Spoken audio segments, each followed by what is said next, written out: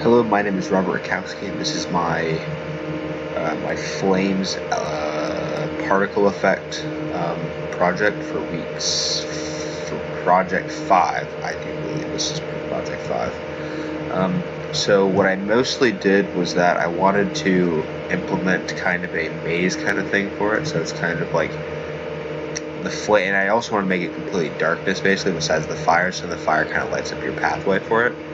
So I'm just going to go here. So as you can see, you kind of just walk forward slightly, and boom, you kind of get triggered with kind of something here. So you kind of have to wait a couple seconds, or if you try to do it, then you kind of get bounced up, and you slowly just lose life. For this one here, I wanted to. This is kind of not as much of a trap as it is more of a kind of a way to show pathways for it.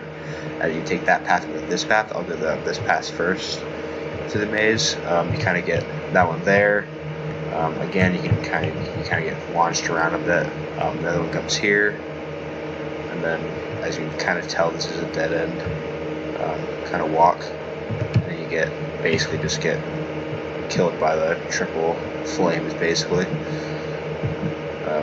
So I'll just take the other pathway.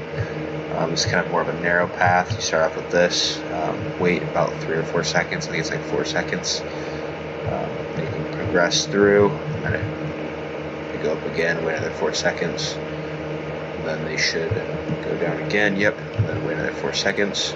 And again, they're opening back up again all the time. And then last one here, and then this one kind of locks you go this way. And we'll just take this pathway because I believe this is another trap. Yep, you kind of get that. And then as you go down this pathway, it's more of another trap way here. As things get closer, flames get more intense. So yeah, you kind of get all that stuff. So basically, I'm not like negative 200 health, but that's fine. And then you had the final ending, which is more of just can you maneuver around stuff correctly to get stuff to work. Yeah, I think I have them set up basically. Yeah, one there, so you can get around that one in the middle. One there again, and then kind of that way. That kind of gets you out of it. So I just launched myself off the platform.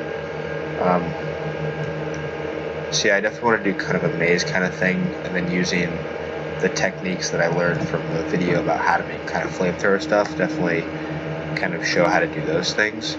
I basically have 2 BP fires. One is for the shorter ones, which were a lot of these little ones here, and then I of course had the bigger ones were used for these longer corridors, so I can have it go all the way down to the end.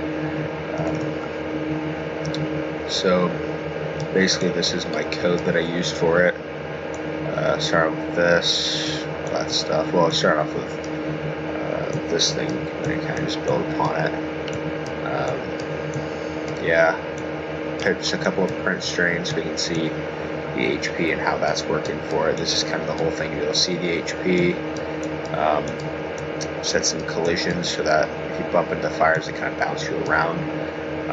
And this was for just the smaller fires. For the bigger fires, it's basically again the same thing. Yeah, it was really just kind of the same. It's basically the same whole thing, except with a couple of different aspects, especially when it comes to the fire stuff. So we kind of switched around a little bit with the spawn stuff. So that spawns at 96 is the bigger one, and then has an initial velocity of 5,000, so it can stretch all the way across. While the regular fire that we used has just like a 60 spawn, so it's 6 times the initial velocity only 836.